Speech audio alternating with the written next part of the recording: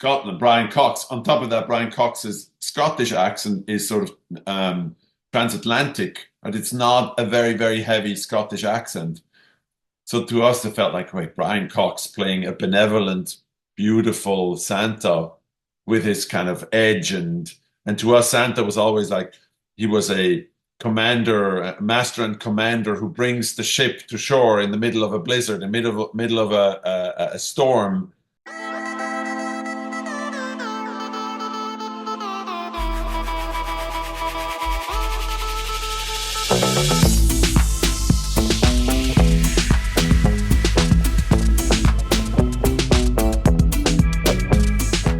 Hi, Simon, first. Hi. Thank you so much Nice for your to meet time. you. We met once and you took a picture with my son. This was in Oh, was it 2020. at oh, this looks like an art exhibit of dragons. Yes, in Yes, oh, that's where we met. 2019. Yeah, I And then love it that was, art exhibit. That was so great. That was so yes, yeah. but I was so amazed how much you talked to him because he asked you questions about animation, about being an animator, because he loved that. And you have all the patience in the world to explain to him that meant a lot as a mom and now meant a lot to Great. him. Now he's That makes me 13. very happy. Yes. So, I love that Christmas. He didn't watch yet, but he will watch eventually. And I bet you he's gonna love it as well. So I love it, and I think he's already an instant classic for me, and it's gonna become for my family too. So Now, wait, let me knock on wood somewhere. yes, do it. And what was about like Richard Curtis? I know it's Richard Curtis and all his scripts are amazing, but what was about that script that got your attention? Well, so interesting enough, we actually, I was the first person on the film with Locksmith, one of Richard's producers talked to Locksmith Animation, who had done Ron's Gone Wrong, and I had a kind of a relationship with them, and they knew that I wanted to direct a feature. And so they came to me with the first book called The Empty Stocking, and said, "Hey, we have Richard Curtis who might write a screenplay about his book. Would that be interesting to you?" And I said, "God, yeah, that sounds amazing."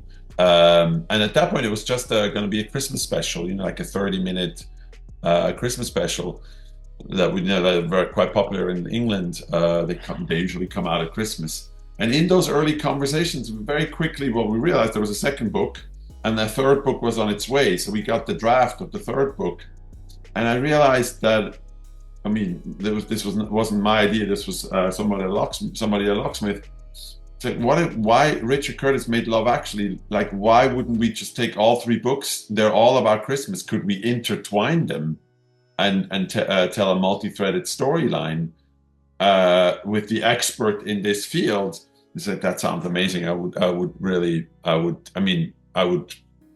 be very excited to do that. And so the screenplay was developed while we were developing the look of the film.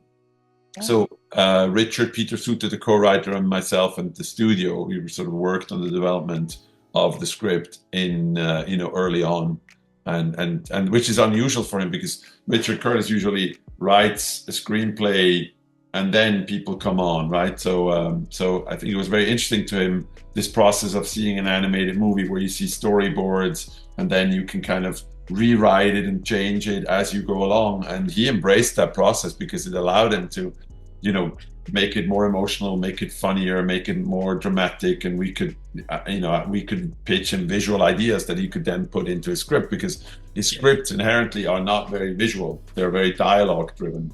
And animation is all about visuals, right? Yeah, I love it. I love it. And this is your director debut on a feature, right? What was like the challenge there? Because now you taking care of pretty much everything, right? How was the challenge for you? I mean, I loved it. I loved it already. So between How to Train a Dragon 2 and How to Train a Dragon 3, I directed television episodes of several shows. And I did the Love, Death and Robots episode. And in that process of moving to directing, like it's so exciting to work in editorial and, work with music and dialogue and really shape a story as opposed to shaping a performance as an animator. It's like the next natural step, and you can bring all the experience of an animator and a designer into that experience of directing. So having all of a sudden a big crew that works on a film, the big difference between being an animation director and being a director is that you have to step back. Like, you have to allow people to bring their best to the project. And if you are too narrow in your direction, then people can't really express themselves. And so that was a great experience and great journey to be able to kind of step back and really look at the film as a whole. And on a feature film, that's a tremendous undertaking, because it took us 5 years to make this film, from the first time we talked about it to the finished film. Wow, it's so beautiful. And then I watched it in a big screen the Yeah, big screen at Netflix. So I can see that it was very crispy, like it's very so realistic. It's amazing. It's amazing. So beautiful. love to hear that. Yeah, Yeah. So Brian Cox as Santa Claus. What was about him? He's amazing. You know, and then well, he's amazing, and Fiona Shaw as well, and India Brown. What was about like to get this among others actors that are amazing as well? What was like for you, like to bring them to, especially Brian, to voice your movie? yeah, yeah. I mean, it was an interesting process, because again, collaborating with Richard as the writer on even casting, because casting is quite important to him in live action in particular, because he always said, it's really the writers that do 80% of the actors that bring 80% of a character in a performance. The rest is a bit of dialogue and writing. And in our case, it's actually, to me, the casting of actors is like the final step in character design.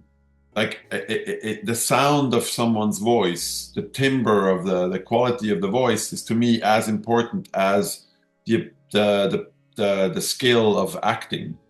So to me, an actor has to first and foremost create a character through the sound of their voice. Like, my voice sounds different than yours, and therefore, like, if all of a sudden I spoke like you or you spoke like me, it'd be surreal, it'd be strange. And so finding that right voice and making that sound entertaining from the start was my key sort of desire. And then, of course, to Richard, it was all about performance and acting skills, and what like, he knew how good these actors were. And then we had another producer, Adam Tandy, who produced The Detectorist, and he was all about accents. What accent does this person come from, Bristol or from Norwich? And that doesn't quite work. And I was like, really, they sound the same to me. So we had all these sort of different approaches to casting, and that was a very interesting experience for all of us, learning from each other about casting. But Brian Cox, we wanted a Santa. To me, Brian Cox was a little bit, or Santa was a little bit, the Julia Roberts of our film, right? Like, can you bring somebody in who maybe is not from this world, from South England, but maybe from somewhere else? And I was thinking, could it be an American, an Australian, and very quickly we thought, well, it'd be nice if it was somebody from the north who sounds like it comes from the north. So is it Stellan Skarsgård from Sweden, or somebody from Scotland? And then immediately you go, Scotland, Brian Cox. On top of that, Brian Cox's Scottish accent is sort of transatlantic, but it's not a very, very heavy Scottish accent. So to us, it felt like, wait, Brian Cox playing a benevolent, beautiful Santa with his kind of edge. And to us, Santa was always like, he was a master and commander who brings the ship to shore in the middle of a blizzard, in the middle of a storm. And that just made sense. And it was amazing when Brian came. Brian is a small person compared to me. I'm 6'6".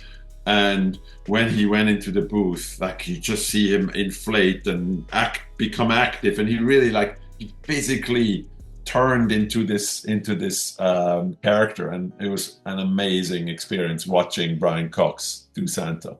Yeah, he's amazing. He's amazing. When I hear the first, like, was like, this is Brian Cox. Oh my God, I can't. So good, so good, so good.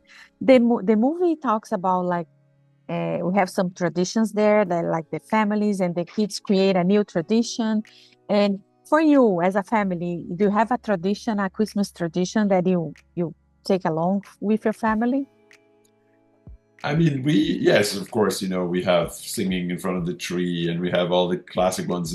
But I'm actually very, very, for a while now, I've been like, we should do not the traditional thing. I'd love to, like, I am not a big turkey lover, I'm sorry to say. For example, for Thanksgiving, I'm married to a Japanese American woman. I go like, wait, you Japanese have takoyaki, sushi, all these amazing dishes that I love so much more than turkey. Like, can we not have an amazing Japanese meal, or can we have an amazing? Can we have tacos or something like that we actually all really love? And so we're trying to always sort of reimagine our traditions a little bit. Like this year, definitely, I will completely reimagine our Christmas, and we'll play a game. I have a pool. We're going to go take a swim in the cold pool. Like in the movie, we're going to do all those like sort of things that we haven't done before, and I find that quite fun. Funny because I'm married with a Brazilian Japanese Yeah. person. That's why my last name is Nagase. Oh, that's Funny, why I funny, was funny. thinking. Yeah.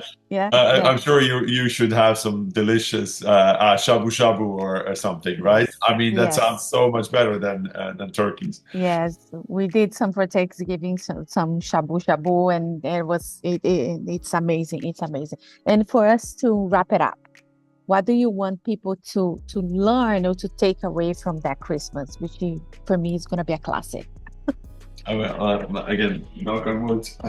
But I mean, to me, it should, I mean, first and foremost, should put a smile on people's faces, right? I hope that if you try it out and you turn it on, that you will stick with it, because it sort of is this sweeping story that just takes you on this fun ride and adventure where you get to learn to know all these characters.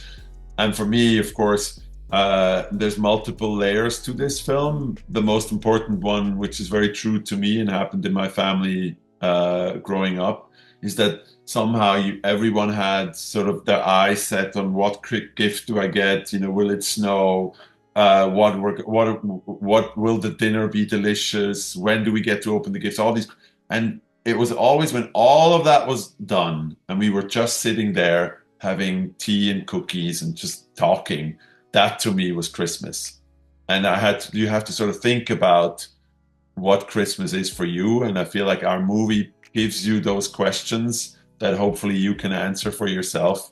And one of the big takeaways is what I say is like, maybe this Christmas is the Christmas where we all think about, maybe we could just reimagine one of the traditions or bring a new tradition in. And I find that quite lovely that maybe our movie can inspire to rethink Christmas traditions a bit. That's amazing. Simon, I just want to thank you so much for your time. Arigatou gozaimasu. Arigatou gozaimasu. Muito obrigada. Thank you so much, and a lot of success. And I hope everybody is going to love this. And I cannot wait to show my son the movie and tell, oh, this is Simon, the one that in the picture. Yes, please. You got to show him the picture. I will. Tell him that we have to redo that same picture somewhere when we meet next. Yes, we do it. We do it for sure. Thank you so much. Nice to meet you. Nice to meet you too. Bye. Bye. If you like to support or continue to support Jana on Camera, don't forget to subscribe, like, comment, and share the videos.